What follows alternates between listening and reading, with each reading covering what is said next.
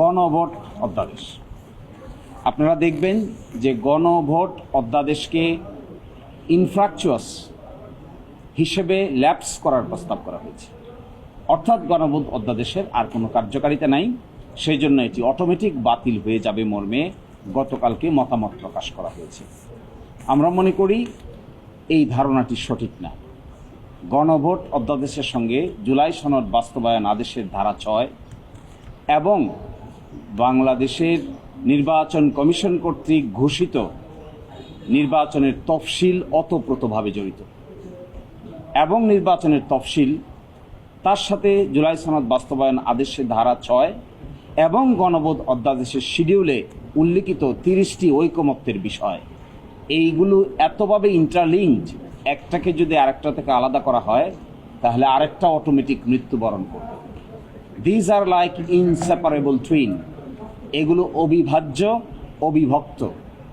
এই 3টি আইন, বিশেষ করে 2টি আইন, গণভোট অধ্যাদেশ, তার সঙ্গে আছে জুলাই সনদ বাস্তবায়ন আদেশ, এবং একই সাথে আছে গণভোট অধ্যাদেশের শিডিউল এবং হাইকোর্টে যে রিট পিটিশনটি পেন্ডিং আছে তার রুল, একই সাথে নির্বাচন কমিশন কর্তৃক ঘোষিত নির্বাচনের তফসিল।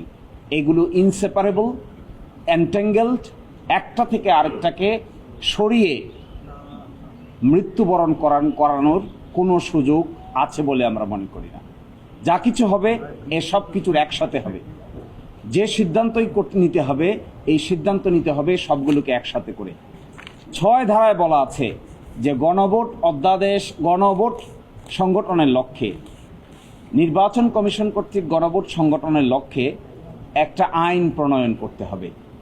জুলাই সনদ বাস্তবায়ন আদেশের ধারা 6, সেখানেই সেই আলোকেই একটি গণভোট অধ্যাদেশ জারি করা হয়েছে।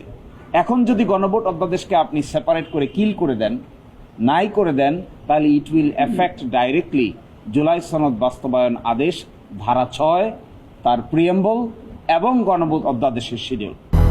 200-র বেশি সার্ভিস ও ফিচারে লেনদেনের সব বিকাশ অ্যাপে সম্ভব।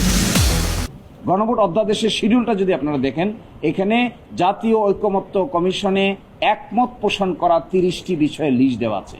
এই 30টি বিষয় আবার গণভোট হয়েছে যে 4টি প্রশ্নে, তার মধ্যে 1টি প্রশ্নের অন্তর্ভুক্তি আছে। এখন যদি এটাকে বাদ করেন তাহলে আপনাকে জুলাই সনদ বাস্তবায়ন আদেশ নিয়েও প্রশ্ন উত্থাপিত হবে, একই সাথে জুলাই সনদ নিয়েও প্রশ্ন উত্থাপিত হবে। ফলে আমরা মনে করি দিস ইজ অ্যান অ্যাবর্টেড স্টেপ, এটা নেওয়া উচিত নয়। যা কিছু হওয়া উচিত, এই অধ্যাদেশকে পাশ করা উচিত, আর ভাগ্য নির্ধারণ করা উচিত জুলাই সনদ বাস্তবায়ন আদেশ, গণভোট অধ্যাদেশ, তারপরে হবে গণভোট অ্যাক্ট, তার সঙ্গে নির্বাচন কমিশন কর্তৃক ঘোষিত নির্বাচনের শিডিউল। সব কিছুর একসাথে সমাধান করতে হবে, অন্যথায় এটি কার্যকর হবে না।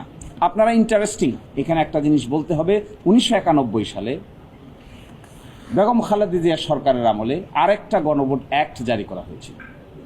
যেই অ্যাক্টটা বাংলাদেশ সংবিধান থেকে 15 সংশোধনীর মাধ্যমে যখন গণভোটকে বিলুপ্ত করে দেওয়া হয়, তখনও গণভোট অ্যাক্ট নামে একটা অ্যাক্ট কার্যকর ছিল। সংবিধানের আলোকে 142 অনুচ্ছেদে যে গণভোটের বিধান আছে, এটাকে কার্যকর করার জন্যই মূলত গণভোট অ্যাক্ট নামে একটা অ্যাক্ট পাশ করা হয়েছিল। কিন্তু আপনারা দেখবেন 15 সংশোধনী দীর্ঘদিন কার্যকর ছিল, যেখানে গণভোটের কোনো বিধান ছিল না। কিন্তু ঠিকই গণভোট অ্যাক্ট 1991, যা অক্টোবর মাসে জারি করা হয়েছিল, সেটা কার্যকর ছিল। তাহলে এখন কেন তারা এই কথা বলছেন যে যেহেতু তার কার্যকারিতা নাই, সেই জন্য অটোমেটিকটা বাতিল হয়ে যাবে? এই প্রশ্ন যদি আপনারা সমাধান করতে চান, তাহলে জুলাই সনদ বাস্তবায়ন আদেশ, একই সাথে জুলাই সনদ, একই সাথে নির্বাচন কমিশন কর্তৃক ঘোষিত তফসিল এবং ইলেকশনের রেজাল্ট একসাথে ডিসপোজ করতে হবে। Otherwise there will be a legal chaos and legal complexities.